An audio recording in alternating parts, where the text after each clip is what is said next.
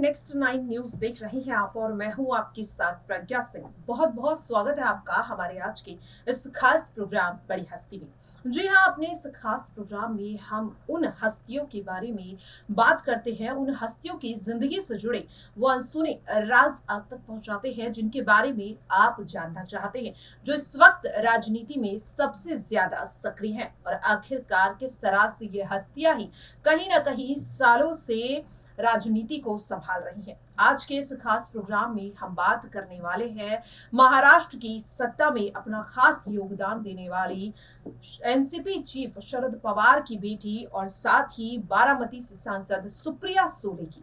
दरअसल आपको बता दें कि जब बीते 2 मई को शरद पवार ने एनसीपी पार्टी से अपने पद से इस्तीफा देने का ऐलान कर दिया था, तो न केवल पार्टी बल्कि राजनीतिक गलियारों में हड़कंप मच गया। एनसीपी पार्टी, जी हां, आपको बता दें कि सत्ता में अगर बात करें राजनीति में सबसे मजबूत और पुरानी पार्टियों में से एक पार्टी एनसीपी मानी जाती है। शरद पवार एक ऐसे दिग्गज नेता है जिन्होंने महाराष्ट्र में एमवीए को अब तक इतना मजबूत कर रखा था।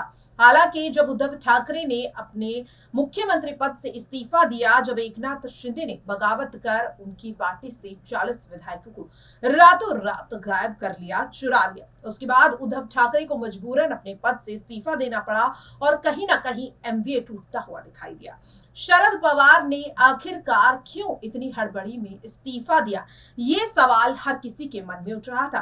तमाम विपक्षी दल के नेताओं ने शरद पवार को मनाने की कोशिश की, लेकिन जब शरद पवार नहीं माने तो हर किसी को लगा कि शायद शरद पवार अब एनसीपी की कमान अपनी बेटी सुप्रिया सुले के हाथों में दे सकते हैं। हालांकि शरद पवार ने बीते 5 अप्रैल को ये कंफर्म कर दिया है कि अभी पार्टी की कमान वही संभालेंगे, लेकिन आखिरकार कब तक? दरअसल आपको बता दें कि साल 2024 के चुनाव से पहले एमवीए का एक साथ और मजबूती से काम करना बहुत ज्यादा जरूरी है, क्योंकि कहीं ना कहीं शरद पवार को प्रधानमंत्री के चेहरे के तौर पर विपक्ष उतार सकता है, क्योंकि राहुल गांधी की सांसदी जाने के बाद कहीं ना कहीं उस चेहरे से राहुल गांधी का नाम उस लिस्ट से हट चुका है। ऐसे में कहीं ना कहीं अब शरद पवार को विपक्ष के तौर पर देखा जा रहा है प्रधानमंत्री के चेहरे के रूप में। ऐसे में आखिरकार शरद पवार अगर एनसीपी को छोड़ देते हैं तो क्या सुप्रिया सुले उस पार्टी को संभाल पाएंगी? हालांकि आपको बता दें कि शरद पवार ने जब इस्तीफे को वापस लेने का फैसला किया तो उन्होंने ये भी साफ कर दिया कि इस वक्त सुप्रिया सुले पार्टी की कमान संभालने वाली नहीं है, बल्कि सुप्रिया सुले अब साल 2024 में होने वाले लोकसभा चुनाव को उस पर फोकस करने वाली है। लेकिन अब सवाल ये उठ रहा है कि क्या उद्धव ठाकरे यानी कि शिवसेना अब एनसीपी के साथ मिलकर वैसे ही काम कर पाएगी या नहीं, जैसे कि अब तक ये एमवीए करता हुआ दिखाई दे रहा था। क्योंकि जब से उद्धव ठाकरे ने इस्तीफा दिया है, कहीं ना कहीं शरद पवार और उद्धव ठाकरे के रिश्तों के बीच खटास साफ तौर पर देखने को मिल रही है। लेकिन आपको बता दें कि ये खटास अब शायद मिट सकती है। आखिरकार क्यों? दरअसल आपको बता दें कि सुप्रिया सुले की बेटी रेवती सुले और उद्धव ठाकरे के बेटे आदित्य ठाकरे को लेकर राजनीतिक गलियारों में कई तरह की खबरें सामने आ रही हैं। और आखिरकार क्या है वो खबरें, और क्या वाकई में रेवती सुले और आदित्य ठाकरे से जुड़ी है एमवीए की भविष्यवाणी, या फिर यूं कहें कि उनके आगे की रणनीति? जानने के लिए देखिए हमारी ये खास रिपोर्ट। आज की इस खास रिपोर्ट में हम बात करने जा रहे हैं महाराष्ट्र की सबसे बड़ी पार्टी एनसीपी यानी कि राष्ट्रीयवादी कांग्रेस पार्टी। जी हाँ, आपको बता दें कि एनसीपी के चीफ शरद पवार ने जब इस्तीफे का ऐलान कर दिया तो हर किसी की निगाहें उनकी बेटी और बारामती सांसद सुप्रिया सुले पर जा टिकी। हर किसी को लगा कि अब शरद पवार के बाद एनसीपी की कमान सुप्रिया सुले के हाथों में आ जाएगी। लेकिन अब जिस तरह से सुप्रिया सुले साल 2024 को लेकर रणनीति बना रही हैं, तो वहीं अब ऐसे में हर किसी के मन में सवाल उठ रहा है कि क्या एक बार फिर से शिवसेना और एनसीपी पहले की तरह साथ साथ नजर आएंगी? आखिरकार ऐसा क्यों कहा जा रहा है? तो इसकी वजह है शरद पवार की नातिन रेवती सुले। जी हाँ, आपको बता दें कि रेवती सुले को लेकर सियासी गलियारों में ये खबर सामने आई थी कि वो उद्धव ठाकरे के बेटे आदित्य ठाकरे के साथ रिश्ते में है। जी हां, आपको बता दें कि एक जानकारी तो ये भी सामने आई कि आदित्य ठाकरे और रेवती सूले एक दूसरे को पसंद करते हैं। रेवती सूले के बॉयफ्रेंड आदित्य ठाकरे को कई खबरों में बताया गया। हालांकि आपको बता दें कि ना तो कभी रेवती सूले या फिर आदित्य ठाकरे ने अपने रिश्ते पर खुलासा किया और ना ही कभी परिवारों ने दोनों के रिश्ते पर सहमति जाहिर की।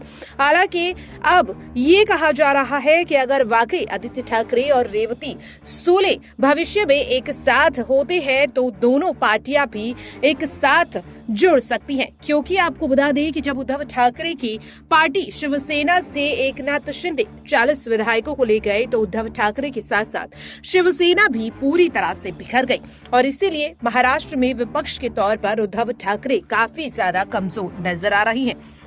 हालांकि अगर बात करें यहाँ पर उद्धव ठाकरे और शरद पवार की, तो आपको बता दें कि जब शरद पवार इस पूरे मामले पर खामोशी साधते हुए नजर आए, जब उद्धव ठाकरे के साथ एकनाथ शिंदे ने बगावत कर बीजेपी का दामन थाम लिया। हर किसी को उम्मीद थी कि एमवीए गठबंधन एक साथ रहेगा, लेकिन उद्धव ठाकरे को न केवल एकनाथ शिंदे बल्कि खुद शरद पवार ने भी बड़ा झटका दे दिया। उन्होंने ये सीधे सीधे कह दिया कि उन्हें उद्धव ठाकरे के इस मुद्दे से, इस मामले से कोई लेना देना नहीं है। लेकिन अब जिस तरह से रेवती सूले और आदित्य ठाकरे की जिंदगी एक दूसरे से जुड़ सकती हैं, तो शायद दोनों पार्टियां भी जुड़ सकती हैं।